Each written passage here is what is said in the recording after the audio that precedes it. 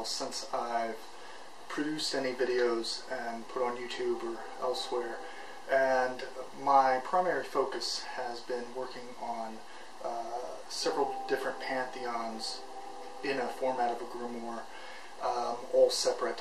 The first being the tentatively titled Sethanic Cult of Masks. This grimoire is a adaptation, a continuation of the tradition of what is Luciferianism from one Charles Pace. Charles Pace is known infamously in the early Wiccan and magical scenes of the UK, and is known for his work or his correspondence with Anton LaVey.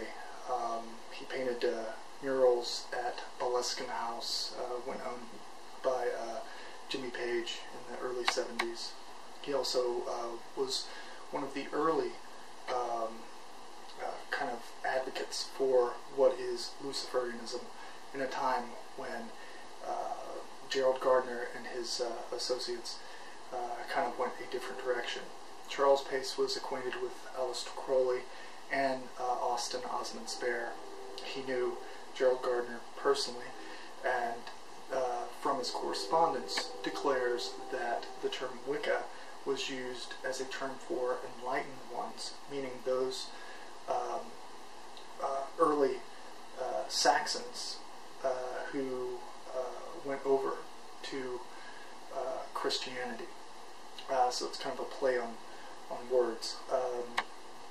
The grimoire that I've utilized for several years now, the Necrominon, is a handwritten, rather large format grimoire. Charles Pace handwrote, and along with the Book of Thoth, or Tahuti, it is a painted and a described version of the Egyptian tarot. And his workings are specifically the Luciferian Foundation ideology as it was in the 50s, 60s, early 70s, and then the Hermetic Occult teachings of the Sethanic Cult of Masks, which is pretty articulate when it comes to Egyptian pantheons and history.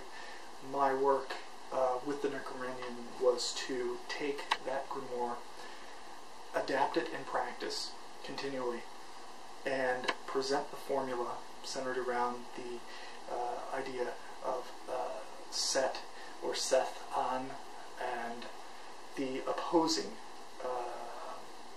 deific mask or gods of the Egyptian pantheon.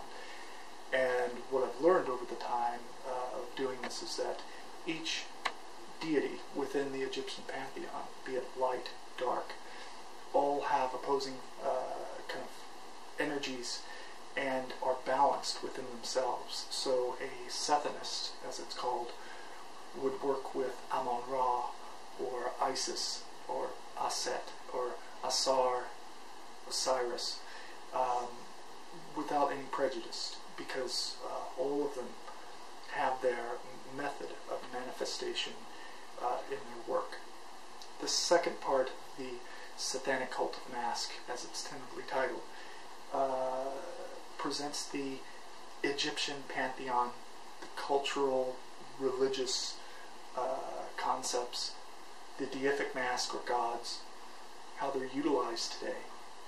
From a Luciferian understanding, this grimoire will be in perfect harmony with Dragon of the Two Flames, as there are time periods and geographic temple studies and cults that interspersed and kind of connected in those times. We will have much for Luciferianism with this grimoire, and it is exhausting in preparation and working, but will be highly prized among people seeking the early pantheons of what eventually fueled the concept of Luciferianism.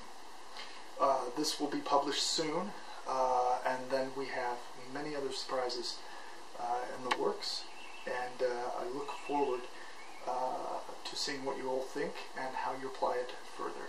Thank you.